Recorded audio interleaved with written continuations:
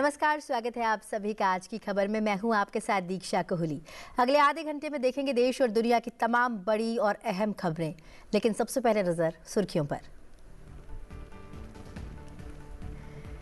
केरल को प्रधानमंत्री नरेंद्र मोदी ने दी विकास की सौगात। कई विकास परियोजनाओं का किया उद्घाटन और शिलान्यास। अमृत भारत ट्रेनों को दिखाई हरी झंडी। कनेक्टिविटी, स्टार्टअप, विज्ञान और हेल्थ केयर में निवेश पर जोर। नेताजी सुभाष चंद्र बोस की जयंती पराक्रम दिवस को कृतज्ञ राष्ट्र कर रहा याद। राष्ट्रपति, उपराष्ट्रपति, प्रधानमंत्री और लोकसभा अध्यक्ष ने अर्पित की श्रद्धांजलि। प्रधानमंत्री ने नेताजी की वीरता और शौर्य के आदर्शों का किया स्मरण। कटक और कोलकाता में पराक्रम दिवस समारोह में शामिल हुए उपराष्ट्रपति सीपी राधाकृष्णन। नेताजी सुभाष चंद्र बोस के सशक्त, आत्मनिर्भर, शक्तिशाली राष्ट्र के विजन से प्रेरणा लेने का आह्वान। देशवासियों से वर्ष 2047 तक विकसित भारत की दिशा में काम करने का संकल्प लेने का आग्रह।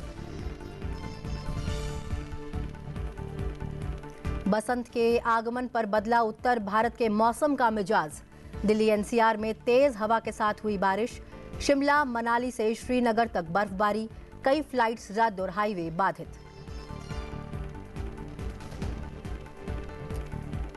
देश भर में बसंत पंचमी की धूम। मंदिरों में उमड़ा भक्तों का सैलाब।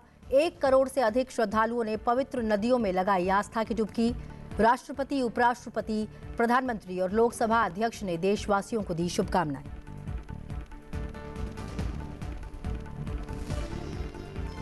प्रधानमंत्री नरेंद्र मोदी ने आज केरल के तिरुवनंतपुरम में कई विकास परियोजनाओं की शुरुआत की। उन्होंने पीएम स्वनिधि क्रेडिट कार्ड का शुभारंभ किया। 1 लाख लाभार्थियों को पीएम स्वनिधि ऋण का वितरण किया। इसके अलावा प्रधानमंत्री ने 3 अमृत भारत एक्सप्रेस और 1 पैसेंजर रेलगाड़ी को हरी झंडी दिखाकर रवाना किया। उन्होंने नवाचार, तकनीकी और उद्यमिता केंद्र, वैज्ञानिक और औद्योगिक अनुसंधान परिषद, राष्ट्रीय अंतर्विषयी विज्ञान तथा प्रौद्योगिकी संस्थान की आधारशिला रखी। इस मौके पर प्रधानमंत्री ने कहा कि आज केरल के विकास के लिए केंद्र के प्रयासों को नई गति मिली है। केरल में रेल कनेक्टिविटी बहुत सशक्त हुई है। उन्होंने कहा कि तिरुवनंतपुरम को देश का बड़ा स्टार्टअप बनाने के लिए पहल हुई है। प्रधानमंत्री ने कहा कि आज केरल से पूरे देश के लिए गरीब कल्याण से जुड़ी एक बड़ी शुरुआत भी हो रही है। आज केरला के विकास के लिए केंद्र सरकार के प्रयासों को नई गति मिली है। आज से केरला में रेल कनेक्टिविटी और सशक्त हुई है। तिरुवनंतपुरम को देश का बड़ा स्टार्टअप हब बनाने के लिए पहल हुई है। आज केरला से पूरे देश के लिए गरीब कल्याण से जुड़ी एक बड़ी शुरुआत भी हो रही है। आज PM Svanidhi credit card launch किया गया है। इससे देश भर के रेहड़ी, ठेले, फुटपाथ पर काम करने वाले साथियों को लाभ होगा। मैं विकास की, रोजगार निर्माण की इन सभी योजनाओं के लिए केरला की जनता को, देशवासियों को बहुत बहुत बधाई देता हूं। प्रधानमंत्री ने कहा कि विकसित भारत के निर्माण में हमारे शहरों की बहुत बड़ी भूमिका है। बीते 11 वर्षों से केंद्र सरकार शहरी बुनियादी ढांचे पर बहुत निवेश कर रही है। उन्होंने कहा कि केंद्र सरकार एक कदम आगे बढ़ते हुए इन साथियों को क्रेडिट कार्ड दे रही है। केंद्र सरकार शहर के गरीब परिवारों के लिए भी बहुत काम कर रही है। पीएम आवास योजना के तहत देश में 4 करोड़ से अधिक घर बनाकर गरीबों को दिए गए हैं। इनमें शहरी गरीबों के लिए 1 करोड़ से अधिक घर बनाए गए हैं। केरला के करीब 1.25 लाख शहरी गरीबों को भी उनका पक्का घर मिला है। सुहृद गढ़े, गरीब परिवारों का बिजली का बिल बचे, इसके लिए पीएम सूर्यघर मुफ्त बिजली योजना शुरू की गई है। गरीबों को आयुष्मान भारत से 5 लाख रुपए का फ्री हेल्थ ट्रीटमेंट मिल रहा है। नारी शक्ति की स्वास्थ्य सुरक्षा के लिए मातृ वंदना योजना जैसी स्कीम बनाई गई है। प्रधानमंत्री ने कहा कि केंद्र सरकार कनेक्टिविटी, विज्ञान और नवाचार और हेल्थ केयर पर भी बहुत अधिक निवेश कर रही है। केरल में CSIR के नवाचार केंद्र का लोकार्पण, मेडिकल कॉलेज में रेडियो सर्जरी सेंटर की शुरुआत से केरल को विज्ञान, नवाचार और हेल्थ केयर का हब बनाने में मदद मिलेगी। केंद्र सरकार कनेक्टिविटी, साइंस एंड इनोवेशन और हेल्थ केयर पर भी बहुत अधिक निवेश कर रही है। केरला में CSIR के इनोवेशन हब का लोकार्पण, मेडिकल कॉलेज में रेडियो सर्जरी सेंटर की शुरुआत, इनसे केरला को साइंस, इनोवेशन और हेल्थ केयर का हब बनाने में मदद होगी। आज देश के दूसरे हिस्सों से केरला की रेल कनेक्टिविटी और सशक्त हुई है। थोड़ी देर पहले जिन अमृत भारत एक्सप्रेस ट्रेनों को हरी झंडी दिखाई गई है, इससे केरला में ईज ऑफ ट्रैवल को बल मिलेगा। इससे टूरिज्म सेक्टर को भी बहुत फायदा होगा। गुरुवायूर से त्रिशूर के बीच नई पैसेंजर ट्रेन तीर्थयात्रियों के लिए सफर को और आसान बनाएगी। प्रधानमंत्री नरेंद्र मोदी ने आज केरल के तिरुवनंतपुरम में एक जनसभा को संबोधित किया। इस मौके पर उन्होंने कहा कि ये उनके लिए बहुत भावुक पल है। लाखों कार्यकर्ताओं का परिश्रम रंग ला रहा है। उन्होंने कहा कि मुझे ये एक नई ऊर्जा दिख रही है, नई उम्मीद दिख रही है। आपका जोश ये विश्वास दिलाता है कि अब केरल में परिवर्तन होकर रहेगा। उन्होंने कहा कि तिरुवनंतपुरम में भाजपा की जीत साधारण नहीं है, ये ऐतिहासिक है। उन्होंने कहा कि ये सुशासन के लिए काम करने वाली पार्टी की जीत है। ये जीत विकसित केरल बनाने के संकल्प की जीत है। लेफ्ट और कांग्रेस ने, करप्शन ने तिरुवनंतपुरम को बेसिक सुविधाओं में भी पीछे रखा, लेकिन अब ऐसा नहीं होगा। यहां बीजेपी की हमारी टीम ने विकसित तिरुवनंतपुरम के विजन पर काम करना शुरू कर दिया है। मैं तिरुवनंतपुरम की जनता से कहूंगा, आप विश्वास रखिए। मारा तदीनी मारूम,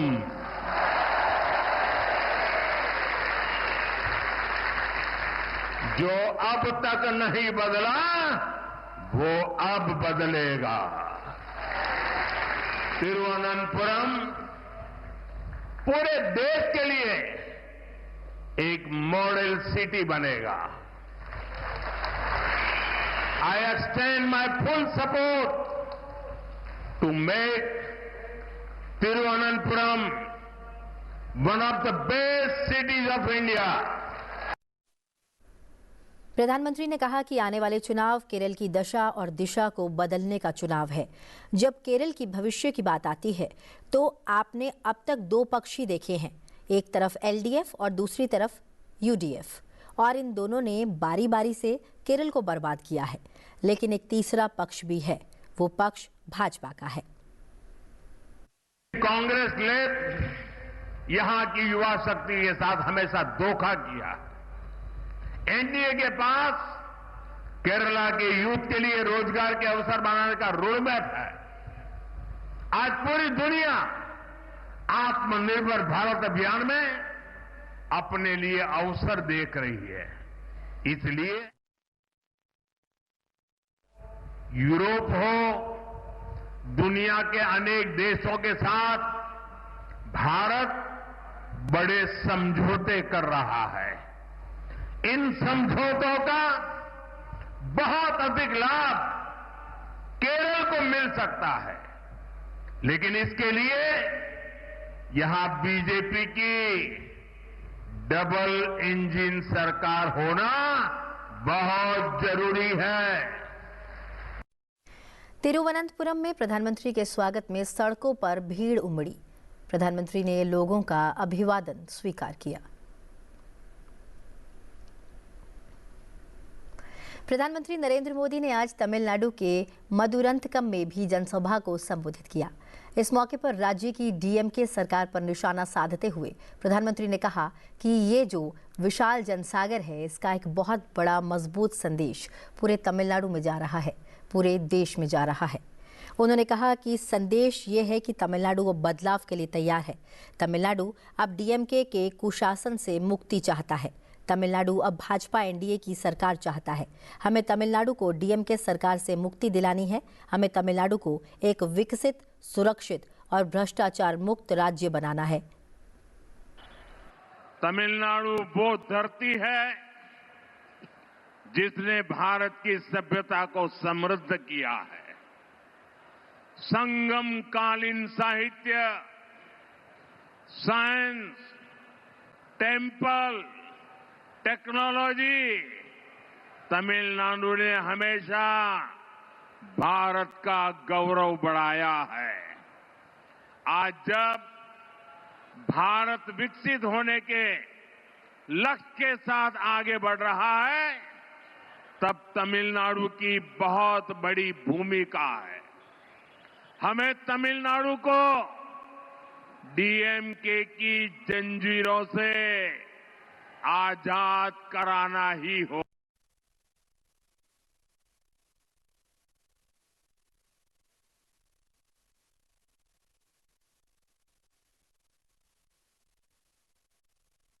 प्रधानमंत्री नरेंद्र मोदी ने कहा है कि भगवान स्वामी नारायण का जीवन आध्यात्मिक साधना और निस्वार्थ सेवा का साक्षात उदाहरण था।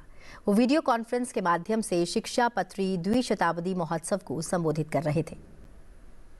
हम सभी जानते हैं, भगवान स्वामीनारायण के जीवन के प्रसंग लोक शिक्षा, लोक सेवा से जुड़े रहे। इसी अनुभव को उन्होंने सरल शब्दों में समझाया। शिक्षा पत्री के रूप में भगवान स्वामीनारायण ने हमें जीवन का अनमोल मार्गदर्शन दिया। साथियों, आज द्विशताब्दी समारोह का एक विशेष अवसर हमें ये आकलन करने का मौका देता है कि हम शिक्षा पत्री से क्या कुछ नया सीख रहे हैं, उसके आदर्शों को कितना अपने जीवन में जी रहे हैं। साथियों, भगवान स्वामीनारायण का जीवन साधना के साथ साथ सेवा की भी प्रतिमूर्ति था। बढ़ते हैं अगली खबर की ओर। आज देश नेताजी सुभाष चंद्र बोस की जयंती पर उन्हें याद कर रहा है और उन्हें नमन कर रहा है। इस दिन को पराक्रम दिवस के रूप में मनाया जाता है। राष्ट्रपति द्रौपदी मुर्मू ने राष्ट्रपति भवन में उनके चित्र पर पुष्पांजलि अर्पित की। अपने संदेश में राष्ट्रपति ने कहा कि नेताजी सुभाष चंद्र बोस की जयंती के अवसर पर वो भारत के स्वतंत्रता संग्राम के एक महान नेता को अपनी विनम्र श्रद्धांजलि अर्पित करती हैं। स्वतंत्रता के लिए उनके आह्वान ने लाखों भारतीयों में साहस, आत्मविश्वास, एकता और राष्ट्रवाद की भावना को जागृत किया। उनकी विरासत आज भी हर भारतीय को प्रेरित करती है। नेताजी सुभाष चंद्र बोस की जयंती के अवसर पर संविधान सदन के केंद्रीय कक्ष में उन्हें भावभीनी पुष्पांजलि अर्पित की गई। केंद्रीय संसदीय कार्य मंत्री किरण रिजिजू, राज्यसभा में नेता प्रतिपक्ष मल्लिकार्जुन खड़गे और विभिन्न दलों के नेता मौजूद रहे। उपराष्ट्रपति सीपी राधाकृष्णन नेताजी सुभाष चंद्र बोस की जयंती के उपलक्ष्य में मनाए जाने वाले पराक्रम दिवस के अवसर पर ओडिशा के कटक स्थित नेताजी सुभाष चंद्र बोस की जन्मभूमि पराक्रम दिवस समारोह में हिस्सा लिया। उपराष्ट्रपति ने भारतीय राष्ट्रीय सेना के प्रेरणादायक गीत कदम कदम बढ़ाए जा की धुन को याद करते हुए उन्होंने कहा कि नेताजी का आह्वान आज भी भारतीयों में साहस और दृढ़ संकल्प की प्रेरणा देता है। उन्होंने नागरिकों से नेताजी के सशक्त, आत्मनिर्भर और शक्तिशाली राष्ट्र के दृष्टिकोण से प्रेरणा लेते हुए सामूहिक रूप से 2047 तक विकसित भारत की दिशा में काम करने का संकल्प लेने का आग्रह किया। Today, as we commemorate his birth anniversary, it will be fitting tribute to Bharat Ratna Netaji Subhash Chandra Bose if we all pledge to work collectively for what he has fought, that independence we got. But he is the only leader of that time. What we will do after independence? He has declared that I want to make India the most powerful nation. I want to eliminate the poverty. That is his vision. Nobody, till we got the independence, everybody was thinking about the independence. But Netaji Subhash Chandra Bose is the only leader what we should do after the independence. And now, if we all work collectively, marching towards the goal of Viksit Bharat by 2047, that is the real tribute we are paying to our great Netaji Subhash Chandra Bose ji.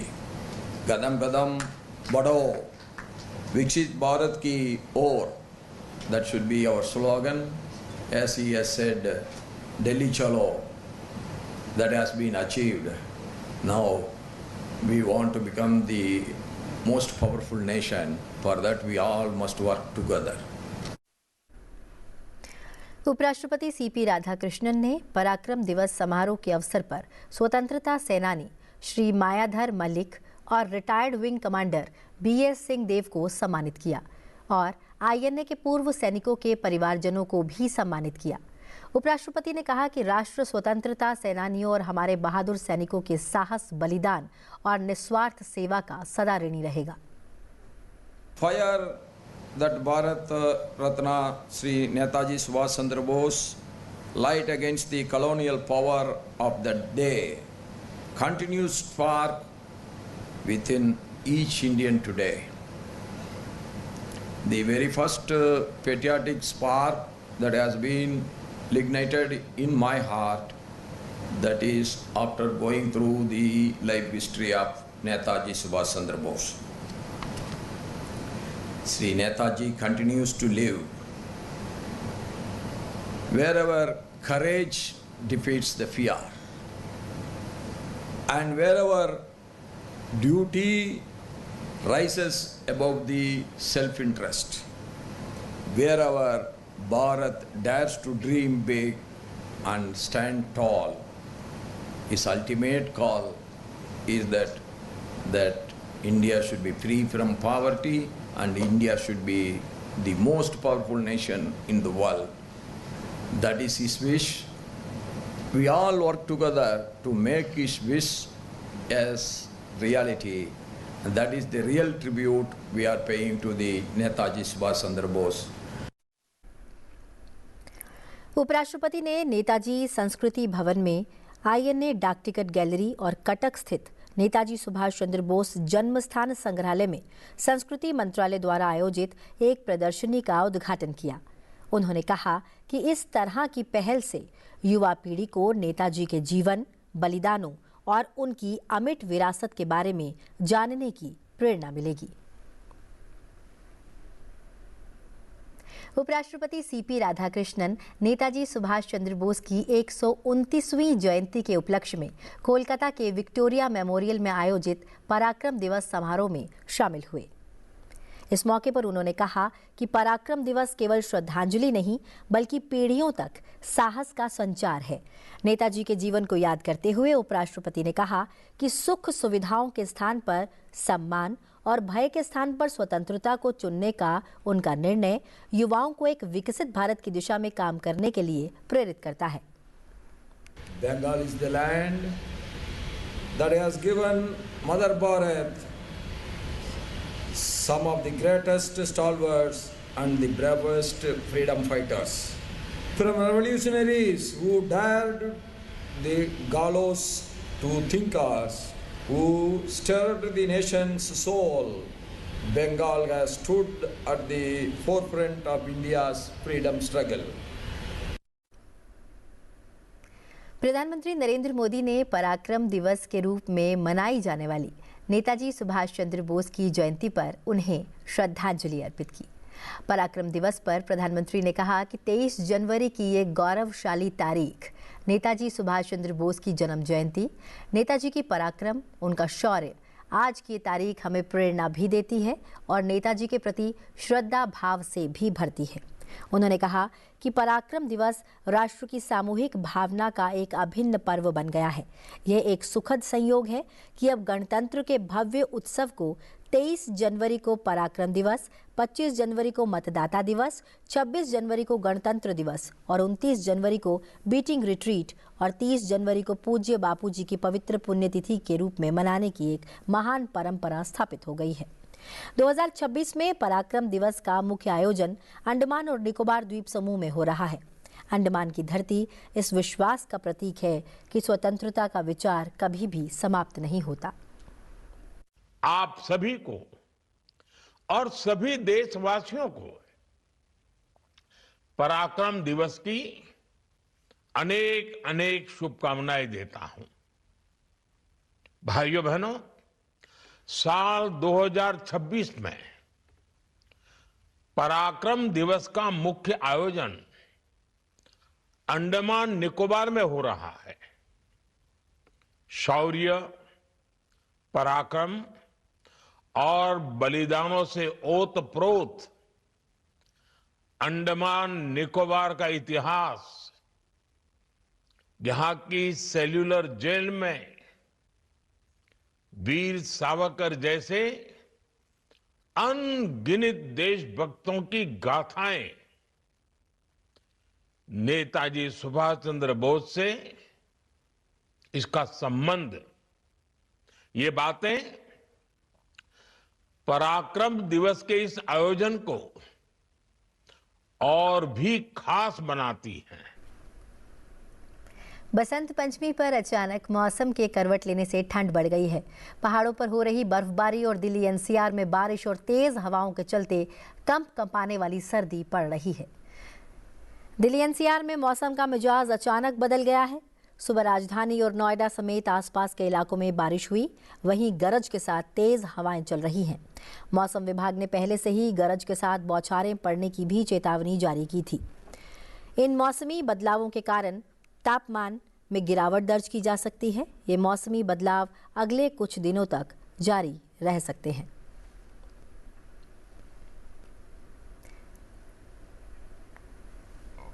वहीं पहाड़ी इलाकों में भी बर्फबारी का सिलसिला लगातार जारी है। हिमाचल प्रदेश की राजधानी शिमला और मनाली में मौसम की पहली बर्फबारी हुई।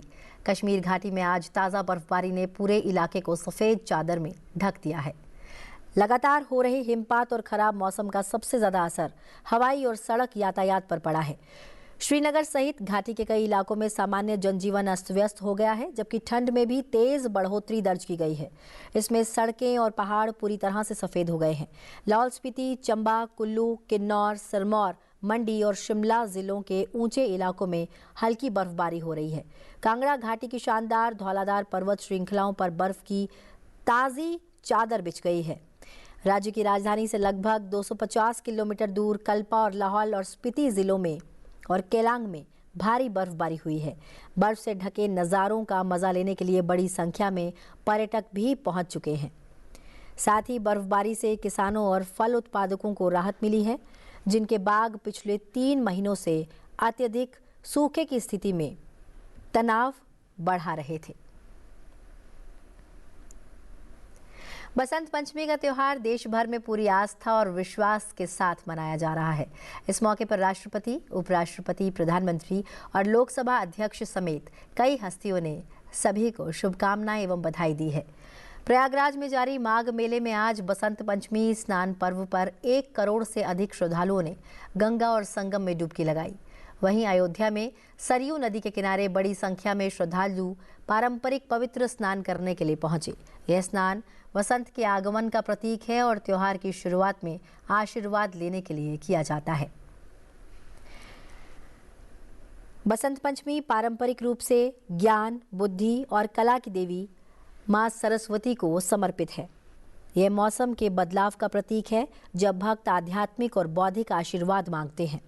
इस दिन लोग ज्ञान और बुद्धि की देवी मां सरस्वती की पूजा करते हैं। रचनात्मकता और सद्भाव का आशीर्वाद देने के लिए मां सरस्वती का स्मरण किया गया। बसंत पंचमी का पवित्र त्योहार प्रकृति की सुंदरता और दिव्यता को भी समर्पित है।